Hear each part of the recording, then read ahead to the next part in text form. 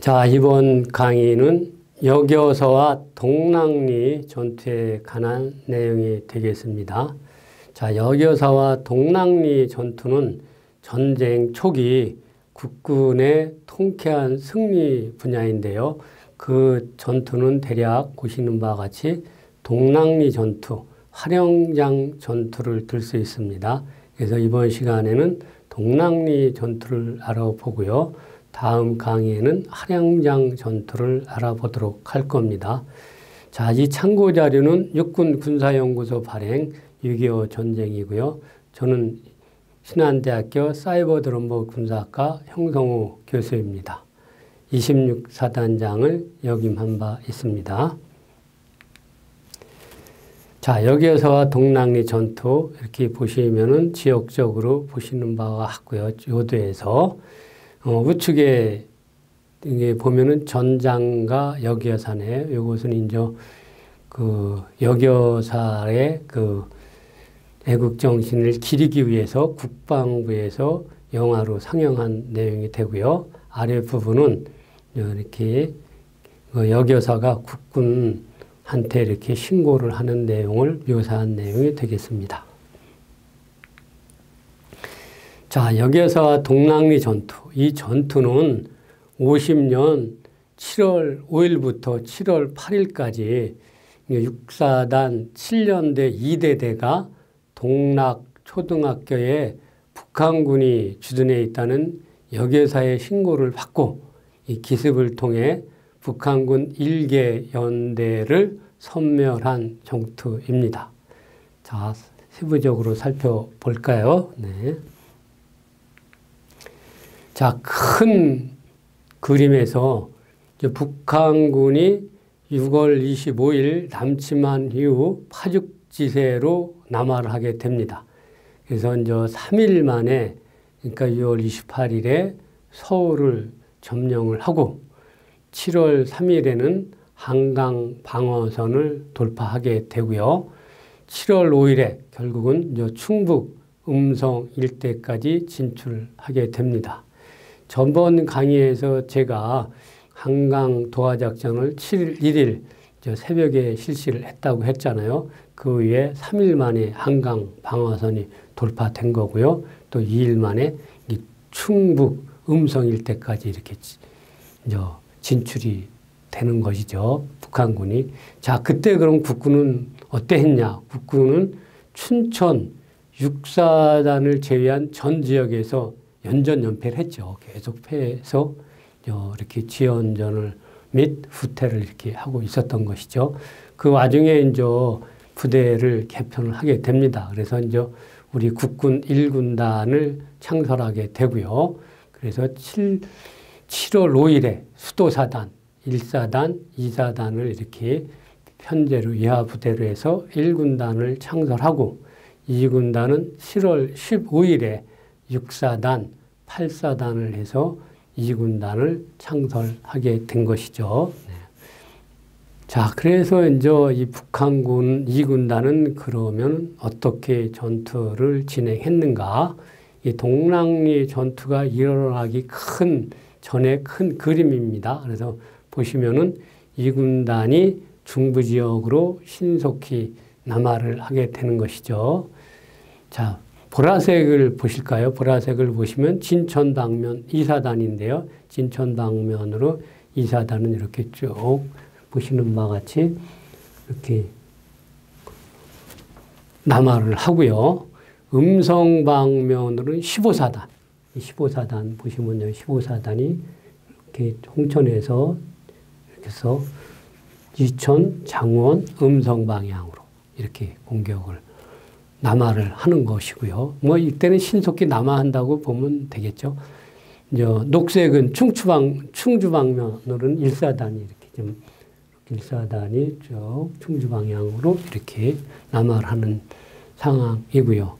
이 중에서 이제 음성 방면 15사단하고 육사단 7년대하고 이렇게 이제 전투가 벌어지는 거죠. 그래서 이제 동랑리 일대에서 북한군 그 48사단이 이렇게 경멸하게 섬멸을 당하게 되는 이러한 것이 동랑리 전투다.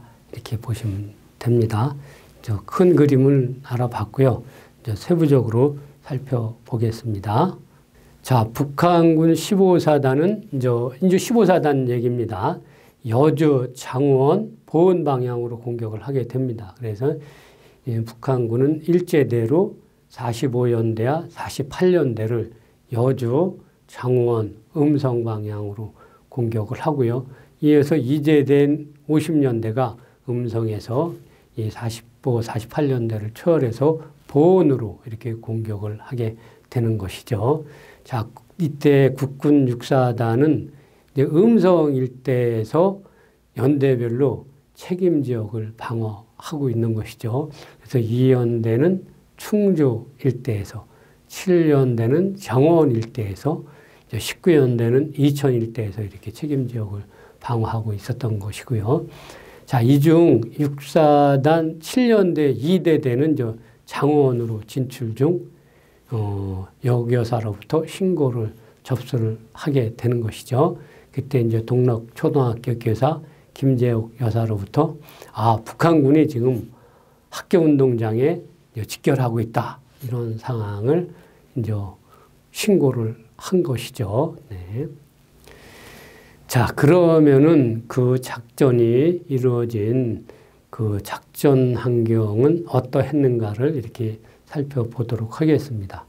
자, 충북 음성은 그 지방 행정의 교통 뭐 이런 것이 중심지였던 것이죠. 그래서 보시면은 그 사진 그 지도에서 보시면은 가엽산 이게 710m고요. 부용산이 644m. 아주 400에서 800m 고지군으로 형성이 되었고 산림은 울창했습니다. 시기적으로 7월 5일부터 7월 8일 상황이니까요. 한창 우거진 이러한 상황입니다. 지역 내 도로망은 보시는 바와 같이 이렇게 종횡으로 잘 발달이 돼 있죠. 음성, 충주, 음성, 계산, 증평, 계산 이렇게 쭉 잘 발달이 돼 있고요. 그 미호천이 이제 북에서 남으로 흐르는 거고요. 북에서 남으로 흐르고 무신천이 이제 미호천으로 이렇게 합류하는 그러한 지형입니다. 작전 기간은 이제 청명한 날씨가 지속되었고요. 그래서 항공 지원 이런 거는 문제점이 없었습니다. 자, 이번에는 이제 전투 경과 상황인데요. 그 중에서도 신고, 접수, 기습 준비 이러한 상황인데요. 자, 육사단 7연대는 연대장 명령 하에 대대별 책임 지역을 방어하게 됩니다. 일대대는 무궁리 일대인데요. 지금 도상에는 안 나왔고요. 대략 차지점이 무궁리 일대가 될 것 같고요. 자, 2대대는 부용산을 점령해서 방어하라고 명령을 내린 거고요. 이 3대대는 동랑리 남쪽에서 이렇게 방어를 하라 이렇게 지시를 받은 상황입니다. 좀 더 세부적으로 보면은 1대대는 무궁리 일대에서 이제 방어를 하고 있고요. 자, 2대대 같은 경우에는 차 지역에서 적을 하고 공격을 막다가 차 지점으로 이렇게 동랑리 남방으로 이렇게 이동을 하게 됩니다. 자, 이 3대대가 이렇게 이동하는 상황이 결국은 주민들한테 국군이 철수를 하고 있다 이렇게 보여진 거죠. 그래서 이제 48년대 북한군이 이렇게 들어오자 그 주민들이 국군은 다 철수를 했습니다. 차량을 타고 이러한 상황이 된 거죠. 이 상황에서 이제 부용산을 점령하라고 이대대장은 명령을 받은 거죠. 그래서 부용산으로 이동 중에 이제 그 여교사로부터 신고를 접수한 상황입니다. 이 상황이 잘 이해가 되셨는지 모르겠는데요. 다시 한번 설명을 드리면은 일대대는 무궁리 일대에서 이렇게 방어를 하고 3대대는 그 차지점 일대에서 이렇게 방어를 하다가 저기 북한군이 공격함에 따라서 이동을 해서 차지점, 현 지점으로 이렇게 철수를 해서 방어를 준비한 상태고요. 2대 대장은 부용산을 점령하라고 했는데 이동 중에 여교사로부터 지금 북한군이 동랑리 초등학교 일대에 주둔하고 있다. 이런 상황을 받은 상황입니다. 자, 그래서 7년대 2대 대장은 이러한 상황에서 부용산을 점령하지 않고 독단으로 공격하기로 결심을 합니다. 이때 왜 독단으로 하게 됐냐면은 당시 연대장하고는 통신이 안 됐다는 것이죠. 네. 그리고 북한군 15사단 48년대는 그 동랑리 초등학교 일대에서 무질서한 휴식을 하고 있는 상황이고요. 따라서 7년대 2대대는 이제 상계 방면에서 포위 매복을 하게 되는 것이죠. 그래서 요대에서 보시면 2대대 5중대는 차지점, 2대대 6중대는 차지점, 그 다음에 2대대 7중대는 차지점. 그래서 3개 중대가 그 동랑리 초등학교를 이렇게 좀 포위하고 좀 매복을 하게 되는 상황입니다. 네.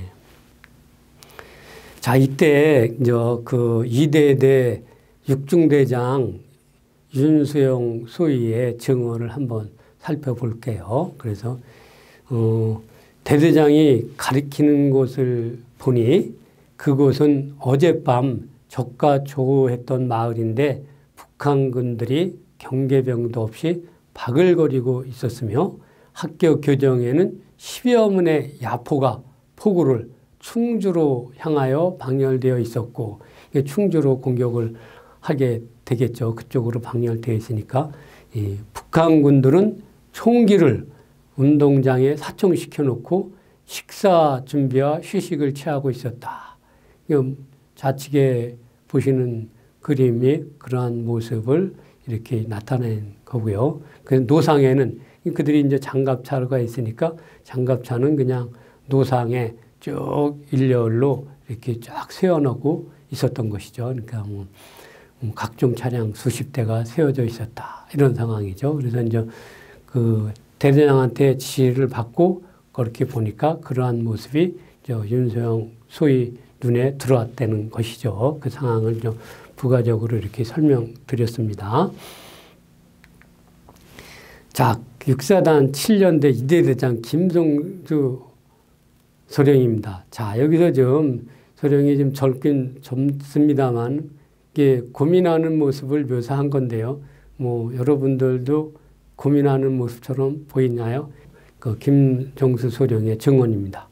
우리는 300여 명의 소총병인데 그들은 5, 6배가 넘는 대병력의 중장비를 갖추고 있기 때문에 대대장인 나로서는 신중을 기하지 않을 수가 없었다.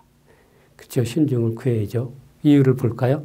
만일 잘못될 경우 병력이 크게 손상될 것은 물론 부용산을 점령하라고 했던 연대장의 명령에 항거했다는 책임을 면치 못하리라는 생각이 앞섰기 때문이었다.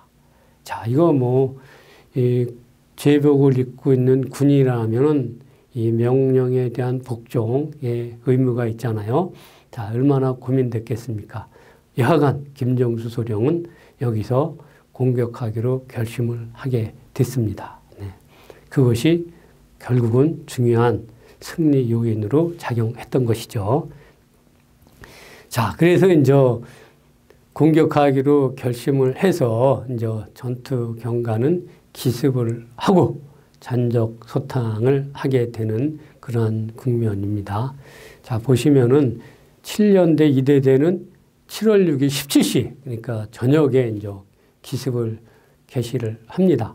그래서 이때 이제 사총을 하고 휴식 갔던 병사, 그 다음에 목욕하는 병사, 이런 병사들이 기습을 받으니까 혼비백산에서 탈출을 시도를 합니다. 그래서 저 수립산 방향으로 도망가기도 하고 신덕저수지 방향으로도 도망을 가고 이렇게 도주를 하게 됩니다. 휴식이었으니까 어떻게 대응할 방법이 없었던 것이죠. 대응이 불가했던 겁니다. 그래서 이제 7년대 이대대는 그날 7월 7일 새벽에 이렇게 잔적을 소탕하고 경계를 강화합니다. 그래서 그 다음날 7월 7일날 아침에 이렇게 그 동락초등학교의 그 운동장에 가보니 북한군 사망은 한 1천여 명, 그 다음에 포로는 97명, 그 다음에 각종 포, 차량 60대를 노획을 했다는 것이죠. 그래서 이제 이때 보시면은 그 3개 방면에서 이제 여기 1계중대, 1계중대, 1계중대가 5중대, 6중대, 7중대가 동시에 그냥 17시에 기습을 하니까 이 양반들이 북한군이 혼비백산한 것이죠. 그래서 이 소식을 들은 그 이승만 대통령이 7년대 전 계급을 이제 장병들 전 계급 특진을 지시합니다. 1계급씩 다 특진을 지시하게 되는 거죠. 자, 여기서 이제 그 신용관 중위가 박격포 1탄으로 적의 포진지를 명중한 것이 이 전투 승리를 이끄는데 아주 결정적인 요인으로 작용하게 되는 것입니다. 자, 이때 그 이제 상황을 좀 보면은 이대 대장은 신용관 중위에게 내가 직접 사격하라. 그것도 적탄이 날아오기 전에 단 한 발로 포진을 괴멸시키지 않으면 우리가 전멸한다. 적포병이 포진이 살아있으면 적이 공격을 하니까요. 빨리 사격하라. 사거리는 300m이다. 이거라고 소리친 거예요. 이제 신용관 중위에게. 그러니까 신중위는 팔로 높낮이를 조정하여 아슬아슬한 순간에 제1탄의 포탄을 날렸어요. 그러나 놀랍게도 이 초탄이 적의 포진지를 명중시켰던 것이죠. 연이어 2탄, 3탄을 발사하여 그 주변에 적의 차량에 가득 실린 그 포병탄을 연쇄적으로 폭발시켰다.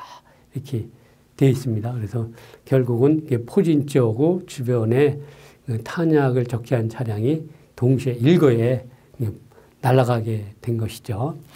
자, 좌측의 그림은 그때 상황을 이렇게 표시하고 있는 내용인데요.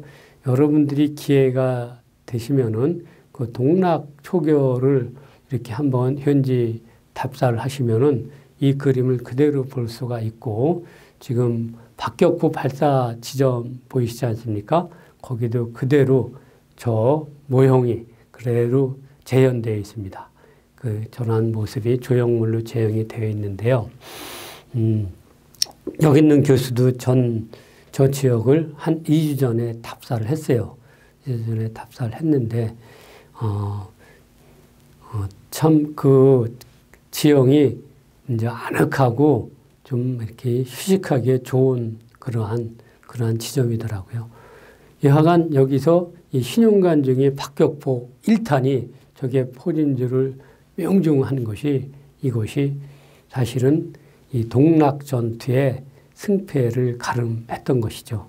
이 당시 이 박격포가 몇 문이었나를 보시면 여러분들 6.25 당시 우리 보병 사단에는 이 박격포가 대대에 81mm 8문이 이렇게 장착이 되어 있었거든요. 편제가 되어 있었는데, 8문이 아니라 6문이고요. 6문이 장착이 되어 있었는데, 이때 사용 가능한, 이대대 사용 가능한 박격포는 1문밖에 없었어요. 그래서 1문으로 이렇게 초탄으로 명중시킨 거는 참 대단하고 어떻게 보면 참 우연이라고 할 수도 있는데, 여하간 결국은 이것이 이 동락 전투를 가름하게 됩니다.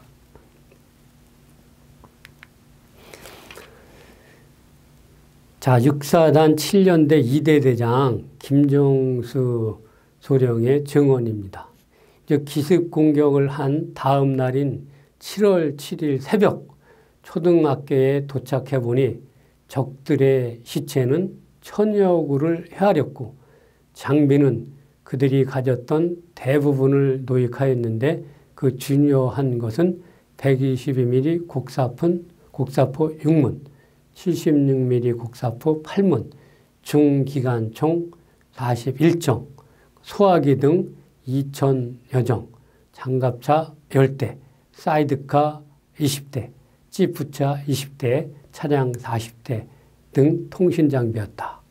대대는 포로 97명과 이들 장비를 후송하기 위해 연대에서 차량 20대를 더 동원하였는데 이 탄약과 보급품 그리고 소화기의 일부는 싣지 못해 현지 소각했다. 이렇게 증언하고 있어요. 이거는 현지 소각한 이유는 이게 후퇴를 하니까 우리 또 지연전을 하니까 그 적 장비를 거기다 놔두면은 적이 사용할 수 없도록 이렇게 현지 소각을 했다는 것이죠. 자, 좌측 사진은 그 뭐 소화기 뭐 이런 장비들이고요. 자세히 보시면은 뭐 이렇게 포병하기도 보이네요. 바퀴 달린 포병도 이렇게 보이네요. 네. 자, 여기서 이제 전쟁에서 매복과 기습이 얼마나 중요한가를 이렇게 나타내는 내용이 되겠습니다. 크라우즈베이츠나 뭐 손자, 메가더 이런 분들이 이렇게 하신 말씀인데요. 자, 보시면은 백과사전에는 매복은 적군을 기습하기 위해 요긴한 곳에서 숨어서 기다리는 것 이렇게 정리가 되어 있고요. 기습은 몰래 움직여 갑자기 들이치는 것 이렇게 되어 있어요. 그래서 클라우즈베이츠 같은 경우에는 기습은 결정적 지점에 상대적 우세를 부여하기 위한 수단으로 병력을 교모히 분할해서 사용해서 실시하는 공격수단이다. 이렇게 말했어요. 공격수단. 자, 여기서 기습은 공격수단이다. 이게 핵심이고요. 거기에 중간에 키가 결정적인 지점, 상대적 우세. 결정적인 지점이죠. 그러니까 전쟁의 승패를 좌우할 수 있는 결정적 지점에 상대적 우세. 적보다 전투력이 우세해야 된다는 거죠. 그래서 근데 병력을 교모히 분할 사용한다. 교모히 분할 사용한다. 여기 핵심 키입니다. 자, 손자는 또한 이렇게 말했어요. 적이 서둘러 방어하지 않으면 안 될 곳으로 접근하라. 적이 예상하지 않았던 장소로 신속히 이동하라. 이게 뭐 공기, 무비, 출기, 불이 이렇게 한자로는 그러한데요. 적이 서둘러 방어하지 않으면 안 될 곳. 반드시 적이라면 방어해야 될 곳이요. 그래서 이것은 뭐 결정적인 지점이 되고요. 그 다음에 적이 예상하지 않았던 장소. 출기불인데요. 이것이 예상하지 않았던 장소로 신속히 이동하라. 뭐 이렇게 얘기를 하고 있습니다. 또한 저 메가더는 기습이야말로 작전에서 성공을 거두는 최대의 요소이다. 기습의 중요성을 이렇게 말을 하였습니다. 네. 자, 다음은 동랑리 전투의 숨은 공로자의 비참한 죽음 이렇게 정리를 해봤는데요. 하단에 보시는 포스터가 전쟁과 여교사 이런 포스터인데요. 이거는 그 당시 국방부에서 그 김재옥 여사의 애국심을 이렇게 기르고 홍보하기 위해서 제작한 영화고요. 자, 우측은 김재옥 여사의 현충탑을 이렇게 설립을 한 것입니다. 예. 자, 여기서 김재옥 교사 현충탑 동영상을 시청해 보도록 하겠습니다. 예. 김재옥 여교사 현충탑. 김재옥 교사는 1932년 3월 15일 충북 음성군 감곡면 상평리에서 출생하였다. 1949년 7월 음성여자중학교를 졸업하고 충주 사범학교를 수료한 후 1950년 6월 20일 동락초등학교 교사로 첫 발령을 받았고 채 한 달도 되지 않아 6.25를 맞았다. 북한군 제15사단 제48연대 병력은 1950년 7월 7일 이곳 충주시 신리면 동락리 동락초등학교 운동장에 집결하였다. 피난을 가지 않았던 김재옥 교사는 국군이 멀리 후퇴했다. 며 북한군을 안심시킨 후 6km 떨어진 곳에 있던 국군 제6사단 제7연대 제2대대장 김종수 소령에게 이 사실을 알렸다. 이에 제2대대는 박격포 등으로 공격, 북한군 제48연대를 섬멸하였다. 이 전투를 동락전투라 한다. 이는 김재옥 교사의 기지와 민첩한 행동의 결과로 불타는 애국심의 기감이라 할 것이다. 국방부에서는 김재옥 교사의 빛나는 애국심을 널리 알리기 위해 전장과 여교사라는 영화를 제작하여 상영하였다. 김재옥 교사는 동락 전투 때 소대장이었던 이득주 소유와 결혼하여 군인 가족이 되었고 1963년 10월 19일 고재봉 사건 때 저격 대상으로 오인되어 참변을 당했다. 김재옥 교사의 충혼을 달래기 위해 동락 전투 때 박격포 반장이었던 신영관 중위는 1968년 시멘트 높이의 6m의 이 현충탑을 건립하였다. 그 후 1979년 1월 14일 석조물로 교체하였고 2012년 12월 23일 김재옥 교사의 아들 이훈 씨에 의해 개보수되어 현재 모습으로 완공되었다. 자, 어떠셨나요? 그 영상을 시청하셨는데요. 뭐 어떤 느낌이 있으셨는지 모르겠습니다. 자, 이번에는 사진으로 보는 당시의 전투 현장입니다. 볼까요? 자, 이것이 6.25 전쟁 당시 동락 초등학교의 모습입니다. 보시면은 크게 이제 건물이 2개 정도가 보이고요. 이렇게 연병장이 보입니다. 거기에 이제 연병장에 이제 이렇게 막 북한군 병사들이 이렇게 쉬는 모습이 이제 그려져야 되고요. 네. 자, 이것은 이제 동락리로 이동 중인 북한군 15사단입니다. 이렇게 보면 일령 종대로 수풀이 우거진 데를 이렇게 행군하는, 이동하는 장면인데요. 선두에 있는 그 북한군은 아마도 중기관총을 이렇게 메고 있는 것 같으네요. 네. 자, 요것은 이제 포탄을 운반 중인 7년대 병사인데요. 보시면은 이렇게 철모를 보시면은 이렇게 위장을 했네요. 당시가 7월 7일, 7월 8일 상황이니까요. 살림이 우거졌고, 녹음이 이렇게 다 이렇게 거의 녹음으로 덮여 있겠죠. 사진은 아마, 트럭에서 이렇게 81mm 박격포 정도 되네요. 그런 포병 탄약을 이렇게 운반하고 있네요. 네. 자, 이것은 동락리 전투에서 누익한 무기들이고요. 그래서 7월 7일 새벽에 보니까 7월 6일 야간에 17시에 공격을 해서 야간 전투를 하고 아침에 동이 터서 7월 7일 날 가서 보니 이렇게 쫙 천여정이라 그래. 2천여정이라 그랬죠, 소화기. 자, 다음은 이제 전투 장비를 정비하는 7년대 이렇게 돼 있는데요. 참 편안해 보이지 않습니까? 병사들이 격렬한 동락리 전투에서 적을 많이 이렇게 괴멸시키고 그다음에 했으니까 총기도 수입하고 이런 모습이네요. 자, 자세히 보시면은 여러분들 여기서 그 박격포 1등 공신이었던 박격포가 보입니다. 81mm 박격포입니다.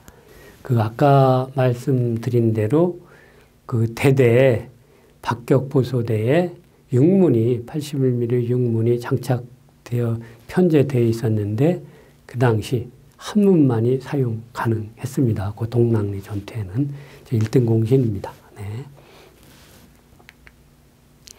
자, 다음은 이게 그 동락 전투에서 이제 혁혁한 전승을 이뤘기 때문에 국방 차관으로부터 부대 표창을 받는 7년대장의 모습입니다. 네.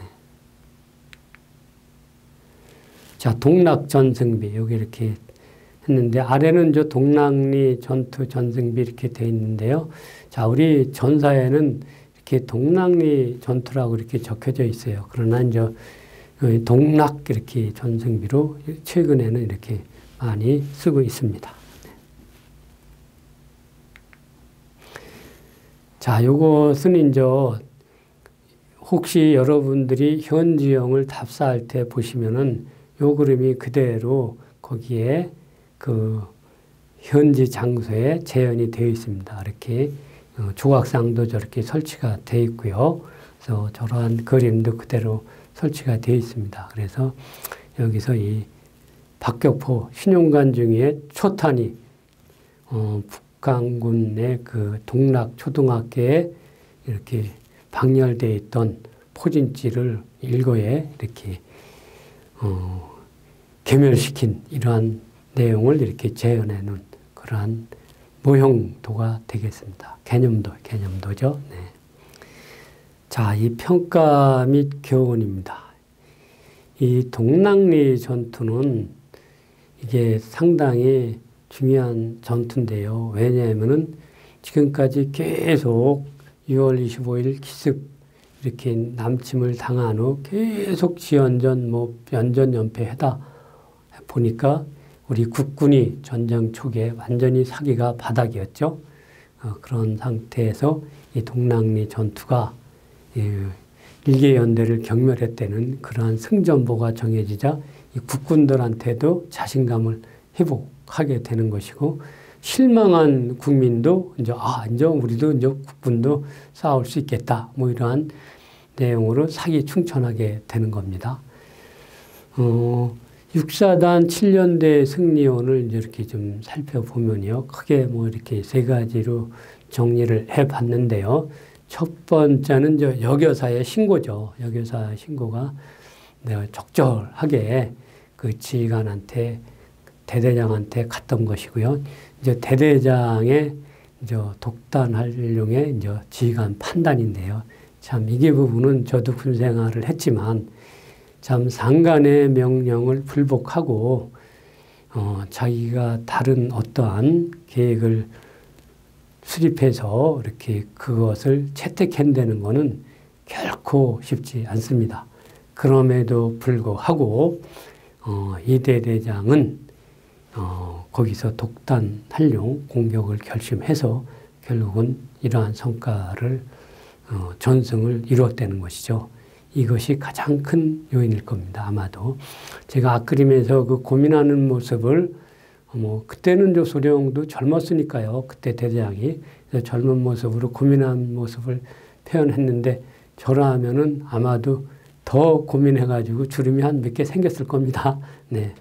자, 두 번째는 이 북한군의 그 경계 소홀입니다. 자, 우리 군대에서 이런 말이 있습니다. 작전에 실패한 지휘관은 용서할 수 있어도 경계에 실패한 지휘관은 용서할 수 없다. 이 북한군은 가장 기본인 이 휴식관 경계를 소홀했다는 것이죠. 그런데 이제 제가 현 지형을 답사했을 때, 그 지형은 진짜 제가 군생활한 군인으로서 그 장소는 진짜 휴식하기 좋은 장소더라고요. 우선 도로에 이렇게 차량을 정렬해 놓을 수 있고 또 바로 옆에 그 운동장이라는 공간에서 한 일개영대 병력이 쉴 수도 있고 또 거기에 이제 바로 하천이 흐르고 있어요. 그 하천에서 병사들이 이렇게 몸을 이렇게 씻을 수도 있고 지금 48년대 상은 계속 6월 25일 해서 계속 남하에서 이제 피곤하고 전투에 지금 피로도가 엄청 쌓인 상태죠. 그래서 아마도 나라면 여기서 뭐 북한군이 우리 국군이 철수했다. 그래서 뭐 없다 그러면 뭐 하루는 쉬어야 되겠고 그런 데면 그쪽을 택했을 것 같아요. 좌지간 그럼에도 불구하고 경계는 소홀히 하면 안 됐다는 것이죠. 네.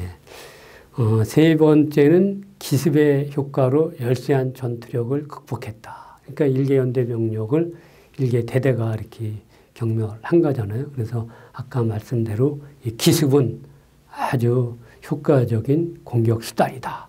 이렇게 볼 수가 있는 것이죠. 그래서 육사단 7년대 승리는 크게 세 가지로 이렇게 정리를 해봤고요. 여기서 또 중요한 사항 하나는 이때 동랑리 전투에서 그 노예품들이 많았잖아요. 그 노예품들이 거의 다 소련제랬다는 것이죠. 그래서 이제 소련이 이 북한군 6.25 전쟁을 지원했다는 것을 아주 확인할 수 있는 증거, 물증이 되었다는 것이죠. 유엔이요. 네. 자, 여러분들 뭐 동랑리 전투 이렇게 살펴봤는데 참 동랑리 전투 우리가 참 잊어서는 안 될 전투 뭐 이렇게 정리를 하시면 될 것 같습니다. 또한 여교사의 그 애국심도 우리가 꼭 한번 되새겨 볼 필요가 있고요. 네. 자, 다음 6강은 할영장 전투입니다. 이 할영장 전투는 1950년 7월 17일부터 7월 21일까지 뭐 6본 직할 17년대가 경북 상주 할영장 일대에서 북한군 15사단 2개 연대를 선멸한 전투가 되겠습니다. 이 전투는 결국은 낙동강 방어선 형성을 위한 기중한 시간을 확보했다는 아주 이러한 전략적인 그러한 개념이 있는 전략적으로 중요한 내용이 되겠습니다. 감사합니다.